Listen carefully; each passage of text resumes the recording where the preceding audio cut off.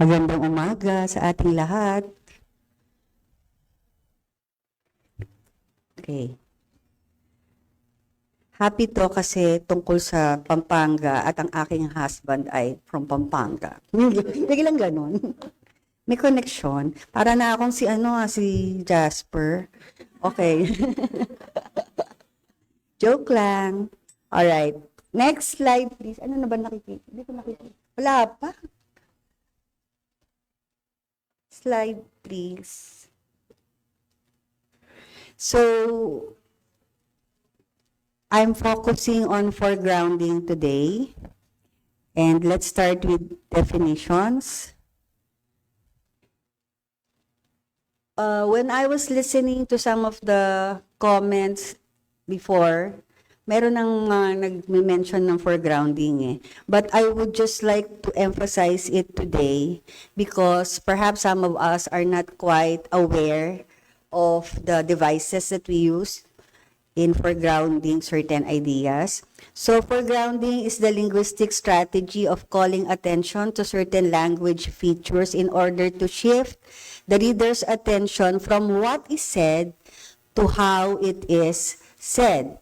And in systemic functional linguistics, this has to do with prominence. Right? So whatever it is that we usually notice was made prominent by the writer. And this, of course, is essential because it provides us a better context. For Holiday, foregrounding is motivated prominence. Take note, the keyword is motivated. Hindi yung mema lang, nandun lang siya. Alright? Pag nilagay mo yung word na yon, inulit mo yung word na yon, for example, there must be a reason for that. Okay, next slide, please. So in literature, foregrounding may be most readily identified with linguistic deviation. So there are different ways of achieving foregrounding. One of which is creating patterns, repeating certain words, repeating certain sentences. But another is deviation. Like for example, remember a few days ago, I think I mentioned yung word collocation. So when you have the word, for example, burnt, what words usually come to mind nakasunod niya? Burnt pandesal, burnt bread, di ba? Burnt wood. But if you have something like, so yun yung usual collocation. But if you deviate from that, like for example, you use burnt brains, which is actually used in poetry. I forget na lang kung anong poem yon. So burnt brains is a deviation from the usual collocation, and that is a way of foregrounding that idea. But of course, usually UP students experience burnt brains, lalo na pag finals week. Alright, so foregrounding may be achieved by following a pattern or deviating from the pattern. So we have to be aware of the foreground versus the background. So these are textual features that can only be, textual features can only become foregrounded when readers perceive them to be distinct in relation to some background. So I'm sure nung binasa niyo yung Birdcage, ang dami yung napansin na inuulit-ulit na words, inuulit-ulit na sentences. So what is the importance of foregrounding? It helps reader better understand the text. And this is particularly important for young adult readers because one, short attention span, right? And sometimes you need to help them, aid them in reading. Alam niyo ng mga teachers, si Mia, si Alma, kailangan ng tulong ng mga bata within the text. It also helps readers better appreciate the text. It affects readers' overall experience. Alam niyo yung pagkatapos niyang magbasa, parang happy yung feeling mo kasi naintindihan mo yung binabasa mo. Part of the reason there is foregrounding. Foregrounding also deals with issues like aesthetic appreciation, affective responses, like sometimes you get confused or sometimes the writer intentionally confuses you by using foregrounding. Yung feeling puzzled, intrigued, moved. So all of these cognitive processes. And you also have that profound sense of life and that literary reading may impart. So what are the different ways of foregrounding?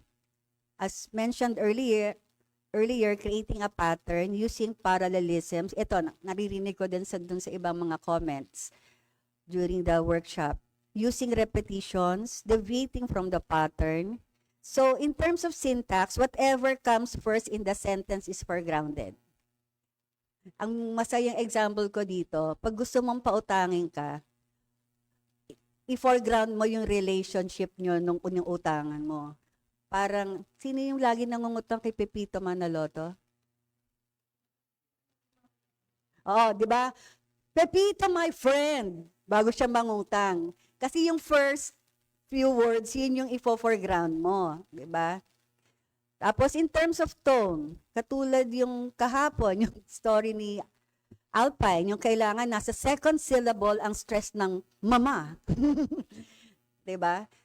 Pinorground niya yun kasi inutusan niya yung character na sa second syllable ang stress.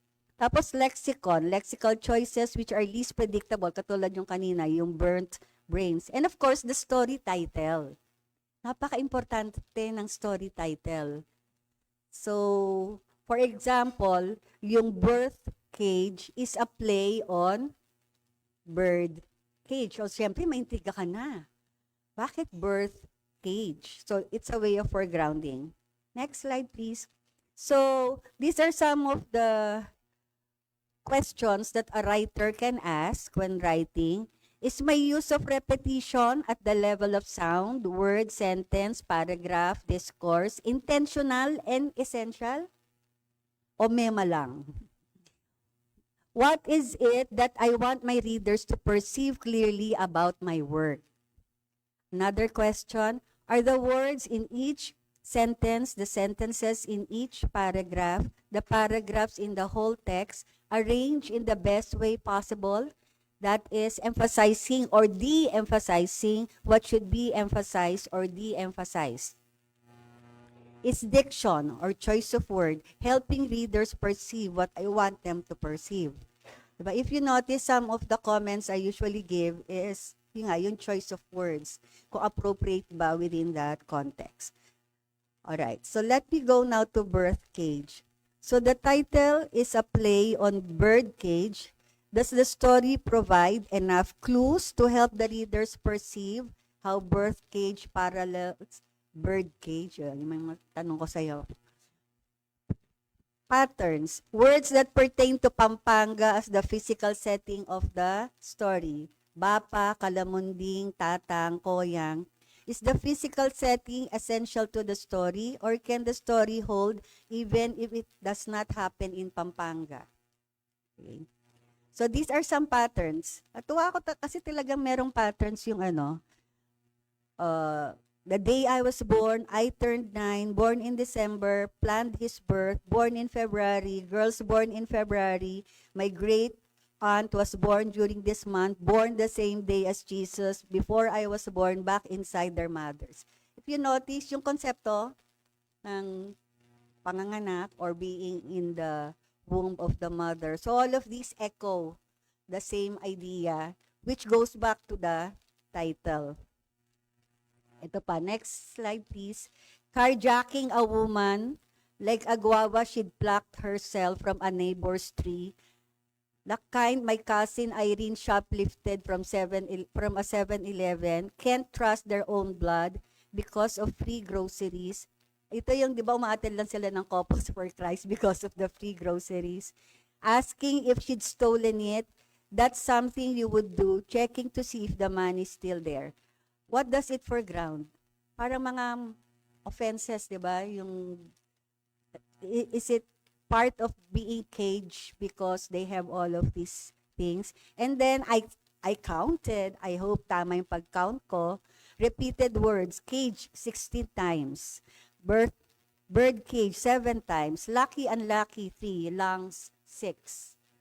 Right? So All right, these are some questions I would like to ask, Tin. So the title foregrounds because it is a deviant device. Does the story provide enough linguistic patterns? Yan. Why is the concept of misdemeanor or minor crime seemingly foregrounded? What does this foregrounding intend to achieve in terms of theme and characterization? Because remember, I said also last Tuesday that the story must succeed at the formalist level. So dapat, for example, when you foreground an idea, which element of the narrative does it, enhance? Characterization, theme. Then why does the mother of the narrator seem to favor Freddy even over her own daughter? Doon intriga ako, 'di ba? Bakit parang masyado siyang obsessed na magkaroon ng anak na lalaki? Ano yung issue? Tapos 'di ba there's the part na parang kasi nga hinihika na yung tatay kaya hindi na sila nakagawa ng isa pang anak. Parang hindi na kinaya. Alright. Okay, number 4. Why are the concepts of birth and luck also foregrounded? How are these concepts related in the story? What does this kind of foregrounding intend to achieve in terms of theme and characterization? Does the foregrounding of the cage and the bird cage intend to signify that each of the 4 characters, the narrator, Freddy, mother, and father, is caged too? Kasi 'di ba, in some sense, lahat sila nakakulong.